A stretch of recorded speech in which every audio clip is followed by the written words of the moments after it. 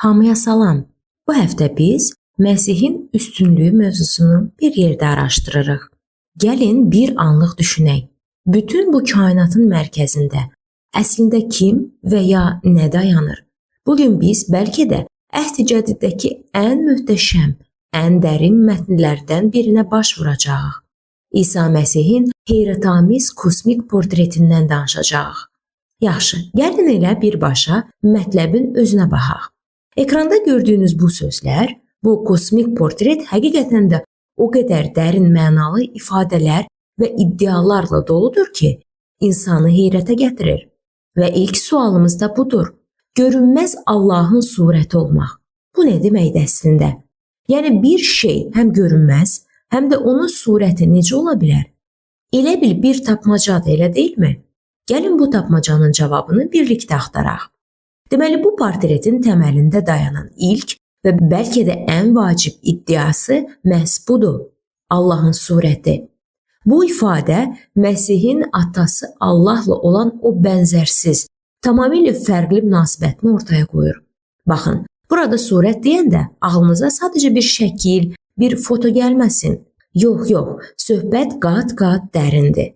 Söhbət görünməz olanın bütün təbiətini, xarakterini, mahiyyətini tam qüsursuz şəkildə görünən etməkdən gedir. Sanki bir güzgü kimi, amma mükəmməl bir güzgü.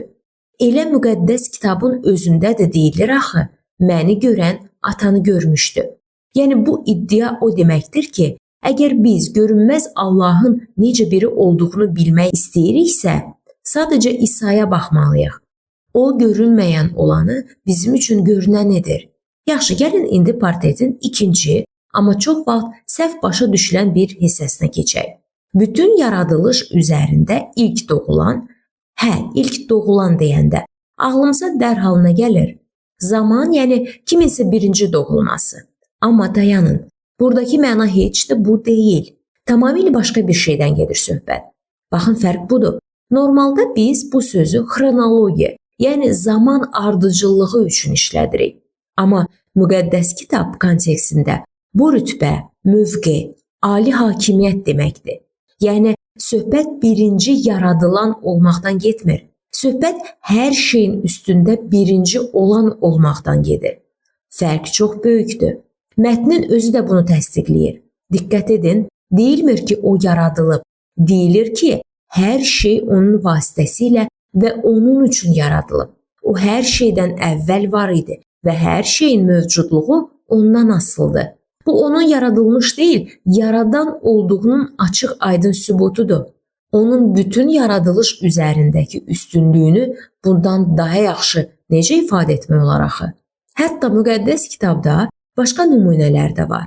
Məsələn, Padşah Davud 8 qardaşın ən kiçiyi idi. Amma ona da ilk doğulan deyilirdi. Niyə? Çünki bu onun xüsusi statusunu, rütbəsini bildirirdi. Doğum sırasına deyil. Deməli, məsələ aydındır. Bu titul Məsihin yaradılmış bir varlığın olmadığını, əksinə yaratdığını, bütün kainatın mütləq hakimi olduğunu vurğulayır. İndi isə bu kosmik böyük mənzərədən biraz daha şəxsi, daha yaxın bir mənzərəyə keçirik. Məsihin hakimiyyəti təkcə ulduzlar və qalaktikalarla məhdudlaşmır. O həm də yeni bir cəmiyyətin, imanlılar birliyinin, yəni ibadətgahın başıdır. Baş sözü burada çox güclü bir metafordur. Düşünün, baş bədəni idarə edir, ona həyat verir, onu yönləndirir. Bax, bu mənada Məsih də imanlılar cəmiyyəti adlanan bu bədən üçün hər şeydir. Lider, həyat mənbəyi, birlik qaynağı. Yəni o təkcə uzaqdakı yaradan deyil, həm də öz xalqının tam mərkəzində olan, onlara rəhbərlik edən başdır. Çox sadə bir məntiqdir, elə deyilmi? Başsız bir bədən yaşaya bilərmi? Fəaliyyət göstərə bilərmi? Əlbəttə ki, yox.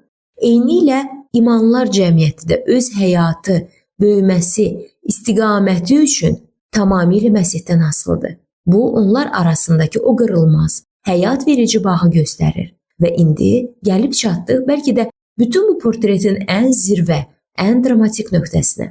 Məsihin ölüm üzərindəki qələbəsinə, bəşəriyyətin ən böyük düşməni üzərindəki zəfərinə. Bəli, Tarixdə başqa insanlar da dirilmişdi. Amma Məsihin dirilməsi fərqli idi. Çox fərqli. Bu sadəcə həyata qayıtmaq deyildi. Bu ölümün özünü məğlub etmək idi. Onun gücünü qırmaq, onu birdəfəlik zərərləşdirmək idi. Bu qəti son bir qələbə idi.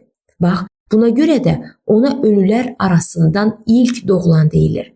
Yəni o yeni bir yaradılışın başlanğıcını qoydu.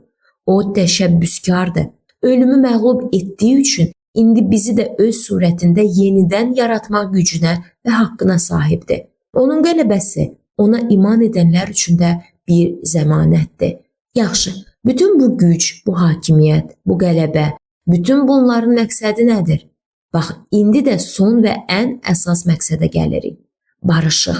Parçalanmış, qırılmış bir kainatı yenidən bərpa etmək, sağaltmaq. Mətn deyir ki, Allahın bütün bütövlüyü, bütün dolğunluğu Məsihdə yaşayır. Bu o deməkdir ki, onun hər şeyi, göydə və yerdə olan hər şeyi yenidən Allahla barışdırmaq üçün həm gücü var, həm də səlahiyyəti. Bu əvvəl saydığımız bütün o titulların məntiqi nəticəsidir. Barışıq üçün lazım olan hər şey onda cəmləşib. Bəs bu böyük, bu kosmik barışıq necə baş verir? Çox təəccüblü bir şəkildə çarmıx vasitəsilə.